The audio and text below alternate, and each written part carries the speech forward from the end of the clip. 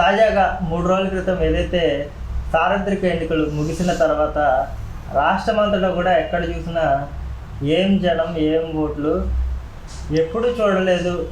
దసరా పండగకి కానీ సంక్రాంతి పండగ కానీ జనాలు ఈ రేంజ్లో ఊర్లకి తరలిచ్చిన పరిస్థితి లేదు. కేవలం ఓట్లు వేయడానికి వాళ్ళ సొంత ఖర్చులతో వాళ్ళ సొంత ఊర్లు వెళ్ళారని చెప్పేసి అయితే రాష్ట్రమంతటా కూడా విస్తృత స్థాయిలో చర్చ నడిచింది. ఓటర్లలో భయంకరమైన చైతన్యం నిండింది అని చెప్పేసి అయితే చర్చ అయితే నడుస్తుంది. అయితే ఇదే అంశానికి సంబంధించి మనతో మాట్లాడేందుకు ముళ్ళపూడి నాగేశ్వరరావు గారు అయితే ఉన్నారు. నాగేశ్వరరావు గారు నమస్తే అండి. నమస్తే అండి. ఏంటి అంటే ఎన్నడూ లేని విధంగా పబ్లిక్ అంతా కూడా గుమిగూడి ఈ రోజున ఓట్లు వేయడం దేనికి సంకేతంగా చూడొచ్చు అంటారు? అంటే జగన్ పరిపాలన మెచ్చి మళ్ళీ ఆయన ముఖ్యమంత్రిని చేయడం కోసమా, లేకపోతే రాష్ట్ర ప్రజలు ఇబ్బంది పడుతున్నారు ఈ యొక్క దుష్ట పాలన నుంచి బయటపడేందుకే నిశ్శబ్దంగా ఉన్న ఓటర్లంతా కూడా రోడ్డుకి ఓటేసిన పరిస్థితి అంటే మీరేం చెప్తారు? మీరు చెప్పిన రెండో పాయింట్ అండి. రాష్ట్రంలో ఒక దసరా పండుగ, ఒక దీపావళి, ఒక సంక్రాంతి పండుగ వస్తే ఏ విధంగా హైదరాబాదు, పూనా, బెంగళూరు, చెన్నై ఇట్లా అనేక నగరాల నుంచి, అది కాకోకుండా విదేశాల నుంచి కూడా, అమెరికా నుంచి కూడా ఈవెన్ ఇక్కడికి కేవలం ఓట్లేసి వెళ్ళటానికి లక్షల ఖర్చు పెట్టుకుని రావటం అనేది ఈ రాష్ట్ర ఎన్నికల రాజకీయ చరిత్రలో ఇది ప్రథమమని చెప్పడానికి మేము 60 సంవత్సరాలుగా ఇక్కడ రాజకీయాలు చూస్తున్నటువంటి వాళ్ళం, ఓటింగ్ సరళలు చూస్తున్నటువంటి వాళ్ళం, సీనియర్లం. మేమైతే ఇంతవరకు చూడలేదు. ఎవళ్ళ కాళ్ళు ప్రభుత్వం మీద వ్యతిరేకతతో కసిగా వచ్చారే కానీ ఏ రాజకీయ నాయకుడో, ఎమ్మెల్యేనో, ఇంకోళ్ళు టికెట్లు బుక్ చేస్తానో డబ్బులు ఇస్తే వచ్చిన వాళ్ళు వీళ్ళు కాదు. ఇంకొకటి, సంక్రాంతి పండగకి కోడి పందాలకి భీమవరం వచ్చినట్టుగా భీమవరం బరిలో మిస్టర్ జగన్ నీ డ్యాగ్ ఉందేమో తెచ్చుకో పుంజు, నా కాకి ఉంది, నా నెమలి ఉంది, దా కొట్టుకుందాంరా ఎన్నికల బరిలో, లేదు భీమవరం బరిలో అని ప్రతి ఒక్క ఊళ్ళో కూడా కోడి పందాల భీమవరం బరిని మరిపించే విధంగా బారులు తీరి పోలింగ్ బూతుల కాడ 1 సైడ్ ఓటింగ్ జరిగింది అనటానికి ఎలాంటి వేరే వ్యవహారం అనేదే లేదు. 1 సైడ్ ఓటింగ్. ఆ 1 సైడ్ ఓటింగ్ ప్రభుత్వ వ్యతిరేకత. ఇంత ప్రభుత్వ వ్యతిరేకత రావడానికి కారణం కేవలం జగన్మోహన్ రెడ్డి గారు, వాళ్ళ ముఖ్య అనుచరులు గౌరవనీయులైన కొడాల నాని గారు, అట్లాగే పేరు నాని గారు, అంబటి రాంబాబు గారు, ఉందే చెక్కడాలు బఠానీలు అమ్ముకుంటుంది రేపటి నుంచి రోజా గారు, అట్లాగే మరికొంతమంది ఉన్నారు. ఈయన వెల్లంపల్లి గారు, అనిల్ గారు, బెట్టింగ్లు అనిల్ గారు, ఇట్లా చెప్పుకుంటూ పోతే అనేక మంది సబ్జెక్ట్ లేని వాళ్ళ చేత నవరత్నాలు ఇచ్చి కూడా నువ్వు ఫెయిల్ అయ్యావంటే దానికి కారణం వీళ్ళే. ఆ సజ్జల గారు వీళ్ళే. మీరు తీసుకున్న ల్యాండ్ యాక్టులు కానీ ఇంకోటి కానీ చెప్పిన హామీలు కానీ క్యాలెండర్స్ కానీ ఉద్యోగ క్యాలెండర్స్ కానీ లేదు డిఎస్ఏ కానీ అట్లాగే ఎంప్లాయీస్కి మనం వచ్చిన వారం రోజుల్లో ఏమైపోయినాయి మీరు చెప్పినవన్నీ? మందు అనేది బ్యాన్ చేసి మిమ్మల్ని అడుగుతానని చెప్పి మీరే ఎన్ని కోట్ల విలువైన మందుని తీసుకొచ్చారు పిఠాపురంకి, ఆంధ్రప్రదేశ్కి. కర్ణాటక మందంతా మీ కంపెనీల నుంచి ఇక్కడే ఉన్నాయిగా. ఎన్ని రోజుల క్రితం నుంచి మీరు ఇక్కడ డంపింగ్ చేశారు? మీ డంపింగ్ యార్డ్లు పట్టుకున్నారు, వైఎస్ఆర్ డంపింగ్ యార్డ్స్ని. ఒక్కసారి ఆలోచించండి ప్రజలారా. గౌరవనీయులైన ప్రజలు ఏకపక్షంగా ఇప్పుడున్న ప్రభుత్వం తీసుకునే చర్యలు, తాతల కాడి నుంచి మనకిచ్చే ఆస్తులు, దాని మీద వాళ్ళ ఫోటోలు వేసుకుంటాం, రైట్స్ కూడా కోల్పోయే పరిస్థితికి వెళ్ళిపోతున్నాం. పిల్లలకి ఇచ్చిన హామీలు లేవు, రాష్ట్రానికి వచ్చిన ఫ్యాక్టరీలు లేవు, రాష్ట్ర డెవలప్మెంట్ లేదు. ప్రతి సంవత్సరం కూడా 2 లక్షల మంది ఇంజనీర్లు తయారై బయటకు వస్తుంటే వాళ్ళకి కనీసం సెక్యూరిటీగా ఇక్కడ ఏదైనా తాత్కాలిక జాబులు కూడా లేకోకుండా ఇదే జగన్మోహన్ రెడ్డి చెప్పినటువంటి 2,35,000 మందికి వాలంటీర్లకు ఉద్యోగాన్ని ఇచ్చానన్నావు. ఆ వాలంటీర్లకు కూడా తలకు 10,000 ఇచ్చి రాజీనామా చేయించావా? వాళ్ళనే పంపించావా ఏజెంట్లుగా? వాళ్ళ చేత డబ్బులు డిస్ట్రిబ్యూట్ చేయించావా? రేపొద్దున ఈ ఎన్డీఏ గవర్నమెంట్ వస్తే ఈ ఎంఏ, ఈ ఎంబీఏ, ఈ డిగ్రీలు చేసినటువంటి ఈ వాలంటీర్స్ పరిస్థితి ఏంటి? రాజీనామా చేసిన తర్వాత ఏ విధంగా వాళ్ళు ఒప్పుకుంటారు? ఆలోచించండి. మీ ప్రభుత్వ కార్యకర్తల్లాగా పనిచేస్తే అది ఎంతవరకు సమంజసం? మీ పార్టీ కార్యకర్తల్లాగా వాళ్ళ భవిష్యత్తు కూడా నాశనం చేసేవి కదా, రాష్ట్రాన్ని అధోగతి పాలు చేసేవి కదా. వీటన్నిటి మీద కేవలం ప్రభుత్వ వ్యతిరేకత కక్ష తీర్చుకుంటానికి 87%, 86%. ఎప్పుడైనా మన రాష్ట్రంలో చూసామా జగన్మోహన్ రెడ్డి గారు? ఒక్కసారి ఆలోచించండి. ఎంత ప్రేమగా మనసులో పెట్టుకున్నారు. ఏ విధంగా వేస్తారు? ఇలాంటి అన్యాయమైన చట్టాలు నువ్వు తీసుకొచ్చినప్పుడు ఏ విధంగా వేస్తారు? అసలు మేమేయటం ఏంటి? మీ అమ్మగారు చెప్తుంది, మా అబ్బాయికి ఓటేయొద్దయ్యా, ఆ రోజు చెప్పాను పొరపాటున, ఎప్పుడు కూడా మా అబ్బాయికి ఓటేయొద్దు అని నీ నైజం చెప్పుకొచ్చింది. నా సౌభాగ్యాలు తీసేశారని గౌరవనీయులైన మీ పిన్ని గారు సౌభాగ్యమ్మ గారు బయటకు వచ్చి చెప్పారు. మీ చెల్లి గారు చెప్పారు, మా తండ్రిని హత్య చేశాడు, వద్దు ఆయనకి ఓటేయొద్దని. ఇంకో చెల్లి చెప్తుంది, నాకు జరిగిన అన్యాయం ఇది, మా అన్నయ్యకి అనేది ఓటేయొద్దని. ఎవరైతే నీ కోసం ఆ రోజున వచ్చారో వాళ్ళందరూ కూడా ఇవాళ నీకు వ్యతిరేకంగా చెప్పారు. అవన్నీ కూడా రాష్ట్ర ప్రజల మీద పనిచేసినాయి. ఓకే, 100% పనిచేసినాయి. అంటే తాజాగా చూసుకుంటే ఈ ప్రస్తుతం జరిగిన ఎన్నికలు అంటే కులపిచ్చి పెరిగిపోయింది ఆంధ్రప్రదేశ్లో. ఎవరి కులానికి సంబంధించిన నాయకుడిని వాళ్ళు కొమ్ము కాస్తూ ప్రజలు ఓట్లేసే పరిస్థితి దాపరిచ్చిందని చెప్పేసి ఒక వర్గం మాట్లాడుకుంటుంటే, అసలు ఏంటి అంటే ఇప్పుడు వేసిన ఓటింగ్ కులాలకు అతీతంగా జరిగిందా, లేకపోతే కుల పిచ్చిలో ఉండే జనాలందరూ కూడా బయటకు వచ్చి ఓట్లు వేసారంటే మీరేం చెప్తారు? మీరు మంచి క్వశ్చన్ ఇస్తారు నాన్న, చాలా మంచి క్వశ్చన్ ఇది. మేము కాపులం, నేను కులాలు అసలు ఎత్తను, నాకు అసలు అసహ్యం కూడా. అలాంటిది కాపుల్ని తాకట్టు పెట్టాడు పవన్ కళ్యాణ్ కమ్మోరికి అని మాట్లాడారు. కమ్మోరికి తాకట్టు పెట్టాడు. అనాదిగా 35 సంవత్సరాలకు ఉన్న కాపు కమ్మ కక్షల్ని, ఫీలింగ్స్ని, అనేక వంటి వ్యతిరేక భావాల్ని తుడిచేసి, కమ్మోరు పక్కన గౌడాసు, పల్లికారులు, యాదవులు ఉన్నారు, కాపుల పక్కన ఎస్సీలు, మైనార్టీస్ ఉన్నారు. ఈ 2 కాపులు 3, అక్కడ కమ్మ 4, యాదవులు 5, పల్లికారులు 6, మిగతా గౌడ 7 కులాలు కలిసి ఒక పక్కకు వచ్చేసినాయి. కులాలు కలవకపోతే ఎలా జరుగుద్ది? కులరహితంగా సమాజం కావాలి. కాపులు ఒక్కళ్ళే ఓటేస్తే గెలవము, కాపులు ఒక్కళ్ళే ఓటేస్తే గెలవము. కులరహిత సమాజం కావాలి. రాష్ట్ర అభివృద్ధి, పిల్లల భవిష్యత్తు కోసం అన్ని కులాలు కలవాలి.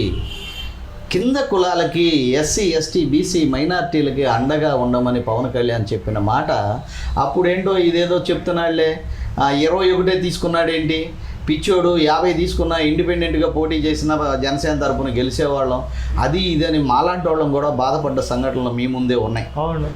మీ ముందే ఉన్నాయి. కానీ నేను చెప్పింది వినండి. నేను తీసుకున్న ఈ 5 అంచెల వ్యూహం 100% ఆంధ్రప్రదేశ్లో పనిచేస్తుంది. బలమైన కాల యముడు లాంటి, టిట్లా లాంటి ఒక భయంకరమైన విలనైనటువంటి జగన్మోహన్ రెడ్డిని ఇంటికి పంపటానికి నేను తీసుకునే నిర్ణయం 100% పనిచేస్తుందని చెప్పి ఆ రోజు చెప్పినప్పుడు కాపులను తాకట్టు పెట్టేశాడు పవన్ కళ్యాణ్. ఎంతకు తాకట్టు పెట్టాడు? ఎంత ప్యాకేజీ తీసుకున్నాడు? ఇప్పుడైనా చెప్పండిరా అంబటి, పేరుని, రోజా, మరి అనేక మంది మా కాపు పెద్దలు, మిగతా వాళ్ళు చెప్పండి ఒక్కసారి. ఇదే ముద్రగడ పద్మనాభరెడ్డి చెప్పు, ఒక్కసారి చెప్పు ఎంతకు తాకట్టు పెట్టాడో. ఇవాళ ప్రజలు తీసుకున్న నిర్ణయం చూడు, పవన్ కళ్యాణ్ ఎంత గౌరవించారో చూడు ప్రజలందరూ. దేశ విదేశాల నుంచి ఆయన ఇచ్చిన పిలుపు కోసం ఏ విధంగా వచ్చారో చూడండి, ఎలా ఈ ప్రభుత్వాన్ని పారదోలుతున్నారో చూడు. అభివృద్ధి వైపు వెళ్ళేటటువంటి, అభివృద్ధి చేయగలిగేటటువంటి మేధావైన చంద్రబాబే కావాలని చెప్పి ఏ విధంగా ఓటింగ్ సరళ పడిందో చూడు. ఒక్కసారి చూడండి, గమనించండి. ఒక్కొక్క నియోజకవర్గాన్ని తీసుకోండి, ఎంత పర్సెంటేజీ పెరిగింది, ఎలా పెరిగింది? ప్రభుత్వ వ్యతిరేకత కాదా? మీరు తీసుకున్న సైకో వ్యవహారాలు కాదా? ప్రజలను పెట్టిన బాధలు కాదా? పెంచిన రేట్లు కాదా? మీరు పెంచిన రేట్లు కాదా? ఆఖరికి 80% మందుకు ఎడిట్ అయిపోయారండి. ఆ 80% మందు తాగేవాళ్ళు నీకేసారా? నా పథకాలు తీసుకున్న వాళ్ళు నాకేస్తారు. ఎంతమంది తీసుకున్నారు నీ పథకాలు? ఎంతమందికి అమలు చేసావు నువ్వు? ఒక్కసారి ఆలోచించు. పవన్ కళ్యాణ్ గారు అనేవాడు నిజంగా కూడా కారణ జన్ముడు ఈ రాష్ట్రానికి పట్టిన దరిద్రం ఈ సైకోని పారదోలటంలో 100%. What did he say in first? Vote బ్యాంకుని చీలనివ్వను, ఓటు బ్యాంకును కలుపుతాను, అంటే ఏంటి ఇలా చెప్తున్నాడు పవన్ కళ్యాణ్? 35 సంవత్సరాలుగా మా రంగా గారి విషయాలు అనేక విషయాల్లో వ్యతిరేకులు అయ్యి ఉండడం మేము ఎలా కలుస్తామో అనుకున్నాం. కానీ ఇవాళ మనస్ఫూర్తిగా కలిసి ఒక కారులో తిరగగలుగుతున్నాం. భుజం మీద చేసుకుని అన్న తమ్ముడు అని చెప్పి తిరగగలుగుతున్నాం. ఏంటి బావా బామర్ది అని చెప్పి మాట్లాడుకుని తిరగగలుగుతున్నాం అంటే దానికి కారణం మాత్రం పవన్ కళ్యాణ్ గారు. కులరహిత సమాజం తీసుకొచ్చేసాడు. కులరహితంగా ఇవాళ జగన్మోహన్ రెడ్డిని కులాలు రెచ్చగొట్టినప్పటికి కూడా ఓడించడానికి సిద్ధపడిపోయాడు. అనేక మందిని ఇవాళ వ్యక్తిగతంగా తీసుకోకోకుండా వ్యక్తిగతంగా తిట్టినప్పటికి కూడా అన్ని కులాలు కలవాలి, కాపులు మిగతా కులాలకు అండగా ఉండండి అన్నాడే కానీ కాపులు 26% నాకు ఓటేయమని చెప్పలా. పిఠాపురంలో కళ్యాణ్ గారు గెలుస్తారా?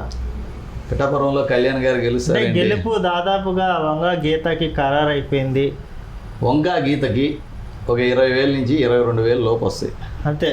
మిగతా వాళ్ళందరికీ కూడా చెప్పుకోదగ్గ ఓటింగ్ లేదు. 2,01,000 1,96,000 2 lakhs బిలో పడినాయి, 190 అబవ్. ఇందులో 20,000 తీసేస్తే మిగతా ఓటింగ్ అంటే ఎవరికి వెళ్ళొద్దండి?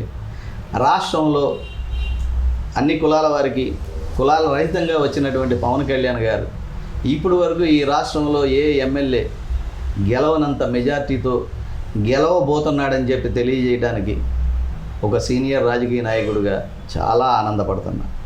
మేమందరం కూడా భయపడ్డాం. ముందే ముద్రలు వేసేస్తున్నారు, ఓటుకు లక్షిస్తున్నారు. భారతదేశ రాజకీయాల్లో ఓటుకు ₹1,00,000 ఇచ్చిన చరిత్ర ఎక్కడన్నా ఉందా? ఒకసారి ఆలోచించండి. లేదు. ఓటుకు ₹1,00,000 ఇచ్చిన చరిత్ర ఉందా? ఒక పారిశ్రామికవేత్త వెళ్ళి అక్కడే కూర్చుని, పెద్దిరెడ్డి కొడుకు అక్కడే కూర్చుని ఏమైనా ఓడిస్తానని, ఇవాళ వాడి గెలుపు కూడా ప్రశ్నార్థకంగా మారింది అతను నుంచున్న నియోజకవర్గంలో. వాళ్ళ నాన్నగారు నుంచున్న నియోజకవర్గంలో కూడా అదే పరిస్థితి. కిరణ్ కుమార్ రెడ్డి గారు పోటీ. ఒకసారి ఆలోచించండి. చెరపకురా చెడేరని మీరు ఏదైతే చేస్తారో అయ్యే ఫలితాలు మీకు వస్తాయి. ప్రజలు డిసైడ్ అయిపోయారు. ఎక్కడెక్కడి నుంచో కార్లు 2 కిలోమీటర్లు లైన్లో ఆగిపోయినాయి పిఠాపురం వెళ్ళటానికి.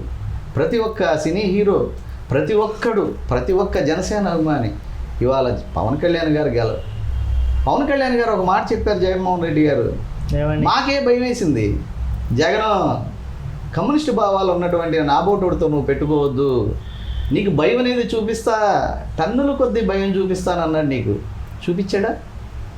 భయపడేగా ₹1,00,000 ఓటుకి ఇవ్వడానికి సిద్ధపడ్డావు. భయపడేగా దొంగ VBMలు పిఠాపురం తీసుకెళ్ళావు. భయపడేగా కోట్లు విలువైన మందుని అక్కడికి తీసుకెళ్ళావు. నువ్వు పట్టే కదా అక్కడికి అన్ని కోట్ల రూపాయలు పంపించావు. భయపడ్డావా? భయం అనేది చూపించాడా? ఇవాళ నీ పరిస్థితి ఏంటి ఒకసారి ఆలోచించు. నీకు తోడెవరో ఆలోచించు. నీకు అండగా నిలిచినటువంటి వివేకానంద రెడ్డి కూడా ఇవాళ లేరే. తల్లి లేదే, చెల్లి లేదే, పిన్ని లేదే. ఎవరయ్యా నీకు? ఎవరన్నా ఉన్నారా? ఎంత తప్పుడు నిర్ణయాలు తీసుకున్నావు ఆలోచించు. ఈ సలహాదారుల్ని, ఈ రౌడీ ఎమ్మెల్యేలని, ఈ ఎదవల్ని నమ్ముకుని ఎంత వెనకబడిపోయే ఆలోచించు. జగన్మోహన్ రెడ్డి గారు భయం చూపించాడా? పవన్ కళ్యాణ్ గారు భయం అనేది చూపించాడా? నాన్న 13 సంవత్సరాలు నీ పార్టీ కోసం కష్టపడ్డాం. నీ ప్రవర్తన చూసి చీ అనుకుని మానేసి నిజాయితీపరుడైన పవన్ కళ్యాణ్తో కలిసి ఉందాం అని చెప్పి బయట ఉండే పవన్ కళ్యాణ్ గారికి మద్దతు తెలియజేస్తూ ఇలాంటి వీడియోలు అనేకం చేస్తూ నా కాపు సోదరుల్ని, నన్ను అభిమానించే వాళ్ళని, నా వీడియోలు చూస్తున్నటువంటి వాళ్ళని ఎంతో మందిని మార్పు కోరుకుని కేంద్ర రాష్ట్ర రాజకీయాలు చక్కగా విశ్లేషించి చెబుతూ పవన్ కళ్యాణ్ గారి గెలుపులో అహర్నిశలు కృషి చేస్తున్నాం. అట్లాగే మా నాదెండ్ల మనోహర్ గారు కూడా కొన్నంత ధైర్యాన్ని ఇచ్చి శ్రీకృష్ణుల్లాగా అర్జునుడైనటువంటి మా పవన్ కళ్యాణ్ గారిని కురుక్షేత్రం లాంటి ఈ రణరంగ ఎన్నికల్లో చక్కగా తీర్చిదిద్ది, చక్కగా అండగా నిలిచి అనేక విషయాల్లో తోడొచ్చినటువంటి నాదెండ్ల మనోహర్ గారికి కూడా ధన్యవాదాలు తెలియజేసుకుంటున్నాను.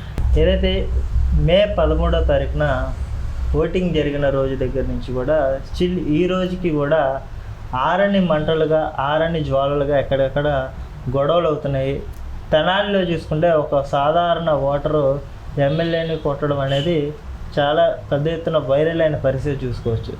కామన్ మ్యాన్గా మీరు కూడా అందరిలాగా లైన్లో వచ్చి ఓటేయండి అని చెప్పేసి అతను ఏదైతే చెప్పాడో ఆ మాటని ఎమ్మెల్యే స్వీకరించకపోగా తిరిగి ఓటర్ మీద దాడి చేసిన పరిస్థితి. తాడిపత్రి చూసుకోవచ్చు, పల్నాడు చూసుకోవచ్చు, లేకపోతే ప్రతి చోట కూడా ఎక్కడికక్కడ విధ్వంస కాండని వైసీపీ సృష్టిస్తున్న పరిస్థితి. వాళ్ళు సృష్టించి మళ్ళీ తెలుగుదేశం పార్టీ మీద ఒక నెపాన్ని చల్లే ప్రయత్నం చేస్తుంది. తెలుగుదేశం పార్టీ వాళ్ళకి కొమ్ములు వచ్చేసినాయి, బాగా అధికార మదంతో కొట్టుకుంటున్నారు, ఈ రకంగా వ్యవహరిస్తున్నారని చెప్పేసి ఈ నెపాన్ని అంతా కూడా టీడీపీ మీద వేసే ప్రయత్నం చేస్తున్నారు. అసలు లా అండ్ ఆర్డర్ ఎలా ఉంది, ఎవరు గొడవలకి పూనుకుంటున్నారు అంటే మీరేమంటారు? లా అండ్ ఆర్డర్ 100% ఫెయిల్ అండి. లా అండ్ ఆర్డర్ ఎలా ఉందంటే, లా అండ్ ఆర్డర్ ఉండేది పోలీస్ చేతిలో. ఈ పోలీస్ అనేది ఉద్యోగం, అది డ్యూటీ, ప్రాణాలకు తెగించి కూడా చేయగలరు.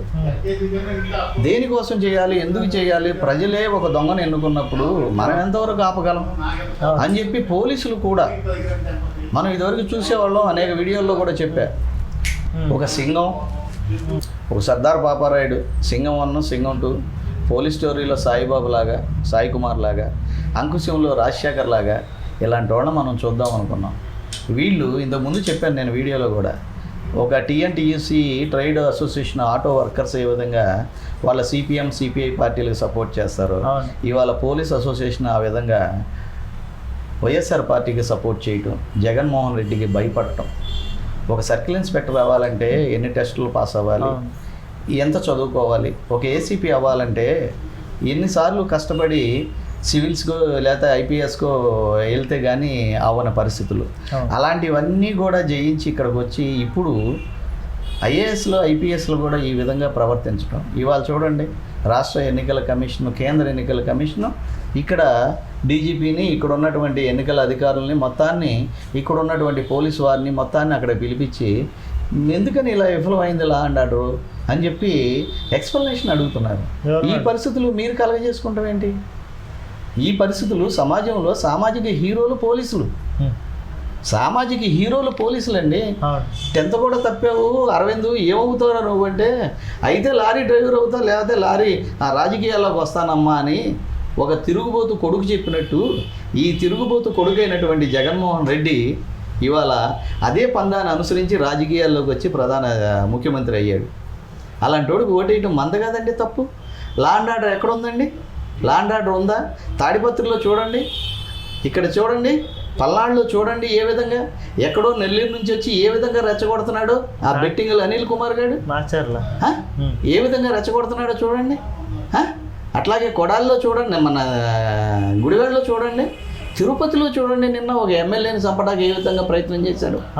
హౌస్ అరెస్ట్ చేసినటువంటి వ్యక్తి చెవిరెడ్డి భాస్కర్ రెడ్డి ఏ విధంగా మళ్ళీ బయటకు వచ్చాడండి.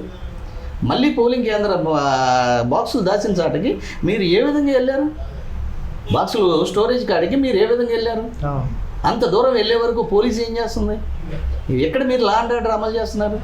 తాడిపత్రిలో చూడండి, తాడిపత్రిలో ఎక్కడో మీకు అనంతపురం నుంచి లేదు వేరే సాట్ నుంచి ఆ ఏసీపీ రావటం ఏంటండి? కరెక్ట్గా ఉన్న వాస్తవాలు చెప్తున్నారు, అడుగుతున్నారు కదండి ప్రజలు, వాళ్ళకి సమాధానం చెప్పండి. లా అండ్ ఆర్డరు కంట్రోల్ తప్పింది చంద్రబాబు వల్ల. చంద్రబాబు ఏమన్నా సీఎమ్మా? చంద్రబాబు సీఎమ్మా?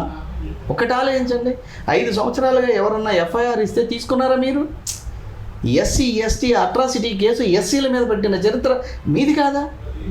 అనేక మంది మహిళల మీద జరిగిన దాడులకి మీది కాదా? ఒక ఎస్సీ మహిళ, ఒక చదువుకునే పిల్లని బాపట్లలో మానభంగం చేసి చంపేస్తే అదేంటని అడిగినందుకు పిల్లోడిని చంపేసి తగలబెట్టిన చరిత్ర మీది కదా? ఏమైపోయినాయి అండి కేసులన్నీ? అమర్నాథ్ గౌడ్ అసలు ఏమైపోయినాయి? ఇన్ని కేసులు ఏమైపోయినాయి? మీరు ఎక్కడ ఎఫ్ఐఆర్లు కట్టారు? ఎవరిని అరెస్ట్ చేశారు? ఒక ఎస్సీని చంపి ఇంటికి డోర్ డెలివరీ చేస్తే వాడికి సన్మానం చేసి ఊరేగింపు చేశారు, ఊరేగింపుకు పర్మిషన్ ఇచ్చారు.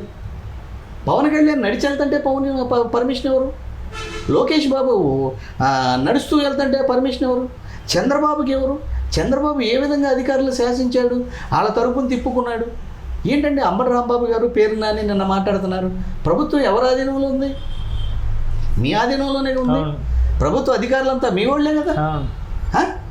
ఒక వికలాంగుడు చెప్తున్నాడు, అయ్యా నేను గౌరవనీయులైన పవన్ కళ్యాణ్ గారికి గ్లాసు గుర్తు గేయమంటే నన్ను బలవంతంగా తీసుకెళ్ళి ఫ్యాన్ గేపించాడు ఈ అధికారి అని. ఇట్లా అధికారులు కూడా వాళ్ళకి సపోర్ట్. భీమవరం లేదండి, అక్కడ పిఠాపురంలో జరిగింది. ఏంటండి ఇంత దారుణంగా ప్రవర్తిస్తుంటే? భీమవరంలో కూడా జరిగింది. అవును జరిగింది.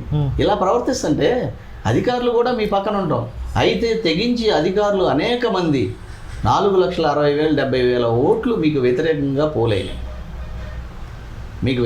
పోలేని ఎంప్లాసీ బాక్స్ ఓటింగ్ మొత్తం కూడా వేరే విధంగా మీకు వ్యతిరేకంగా పోలేని, ప్లస్ విదేశాల్లో ఇతర స్టేట్లలో హైదరాబాదులో అక్కడెక్కడ ఉన్నోళ్ళు కూడా 20-25 లక్షల మంది మీకు వ్యతిరేకంగా వచ్చారు. మీకు అనుకూలంగా ఉన్నది ఎవరండి? ఒక్కసారి చెప్పండి. ఏ కమ్యూనిటీ ఉంది? ఏ కమ్యూనిటీకి మీరు మేలు చేశారు? ఏ కార్పొరేషన్ ద్వారా? ఫర్ ఎగ్జాంపుల్ కాపు కార్పొరేషన్ కానీ, గౌడ కార్పొరేషన్ కానీ, కమ్మ కార్పొరేషన్ కానీ తీసుకోండి. కార్పొరేషన్లు శ్వేతపత్రం రిలీజ్ చేయండి. మీరు ఏ కార్పొరేషన్లకు ఎంత ఇచ్చేశారు? వాటిని కూడా తాకట్ట పెట్టి లోన్లు తెచ్చేసుకున్న చరిత్ర మీది కాదండి. ఒకసారి ఆలోచించండి. ఇకపోతే నిన్న మిమ్మల్ని ఎమ్మెల్యే చేద్దామని తెనాల్లో, ఆయన పేరేంటి, గొట్టిముక్కల సుధాకర్ గారు, ముఖ్యంగా మీకు నిజంగా కూడా నా ధన్యవాదాలు తెలియజేసుకున్నా. మా జనచైతన్య ఛానల్ ద్వారా rule is rule for all అని పోలీసు వారు చెప్తారు, కోర్టు కూడా చెప్పుద్ది. కానీ ఒక సాఫ్ట్వేర్ ఇంజనీర్ అయ్యుండి నువ్వు సుధాకర్ గారు ఈ వీడియోను వినాలా, మీ వాళ్ళందరికీ పెట్టుకోవాలా.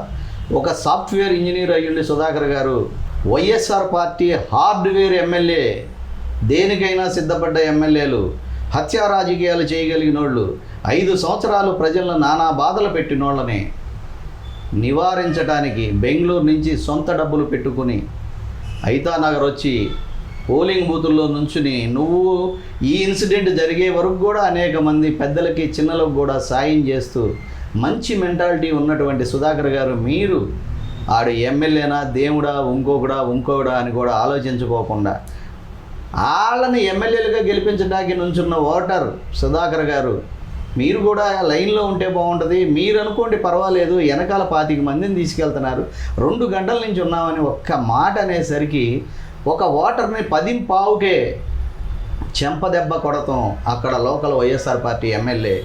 దీని పర్యవసానం ప్రతి ఒక్క ఓటర్లు, ప్రతి ఒక్క లైన్లో నుంచున్నటువంటి వాళ్ళు రాష్ట్ర వ్యాప్తంగా గమనించి, ఇదే మీడియా ద్వారా గమనించి వైఎస్ఆర్ పార్టీకి వ్యతిరేకంగా ఓటింగ్ జరిగింది.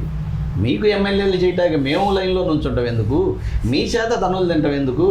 లేదు మీరు చేసిన గొడవలకి పారిపోతూ పోలీసు వారితో తన్నులు తింటాం ఎందుకని అనేక మంది ఆలోచనతో ఇలాంటి ప్రభుత్వం ఉండకూడదు అని చెప్పి ప్రజలందరూ కూడా ఒక ఉత్తేజాన్ని నింపి కొత్త పందాన్ని, రాష్ట్ర ఎన్నికలన్నీ జరిగినాయి ఒక ఎత్తు, నీ చెంపదెబ్బ వల్ల మార్పు వచ్చిన విధానం ఇంకో ఎత్తు అని చెప్పి తెలియజేస్తూ సుధాకర్ గారికి నిజంగా కూడా ధన్యవాదాలు తెలియజేస్తున్నాను. మంచి నిర్ణయం తీసుకున్నావు, నీకు తోడుగా మేము ఉంటాం. అంటే ఆయన తెనాలి ఎమ్మెల్యేపై యువకుడి దాష్టికం, సామాజిక వర్గం మితుకులో అన్నాబత్తినిపై దుర్భాషలు అని చెప్పేసి ఒక వార్తనైతే సాక్షిలో రాశారు. మరి ఈ వార్తలో ఎంతవరకు నిజం ఉందంట? అంతా అబద్ధం అండి. ఒకసారి ఇటు చూపి. అంతా అబద్ధం అండి. వాళ్ళు ఏం చెప్తారు, తాగి ఉన్నాడు అన్నాడు, దా I'm ready to take my blood to go to the check them, దేనికైనా నేను సిద్ధం. అరే వాళ్ళు ఏం పెట్టుకుంటారండి ఇక, అదేంటి, that is not a Sakshi. Sakshi అంటే సాక్షిభూతంగా ఉండాలా. అది pamphlet for the Jaganmohan Reddy, pamphlet for the Jaganmohan Reddy. అతను డైరెక్ట్గా మీడియాలో చెప్పాడు, ఆ మీడియా కూడా మీరు చూశారు. అక్కడ దాకా ఎందుకండి, ఇక్కడ చూడండి పాపం ఆయన కన్ను, ఎడం కన్ను పోయింది, కుడికన్ను పోయినట్టు నటించాడు కొన్ని రోజులు పోయిన తర్వాత. తీరా చూస్తే 2 కళ్ళు వచ్చేసినాయి. ఎన్నికల ముందే 2 కళ్ళు వచ్చేసినాయి ఇక్కడ ఒక ఎమ్మెల్యే గారికి. ఈ నటన, ఈ యాక్షన్లు ప్రజలు పూర్తిగా గమనించారు. ప్రభుత్వానికి వ్యతిరేకంగానే ఓటింగ్ జరిగింది. అయ్యా ఇందులో ఆలోచనే లేదు. సుధాకర్ తీసుకున్న నిర్ణయం చాలా హ్యాండ్సప్, ప్రతి ఒక్కళ్ళు మెచ్చుకుంటున్నారు.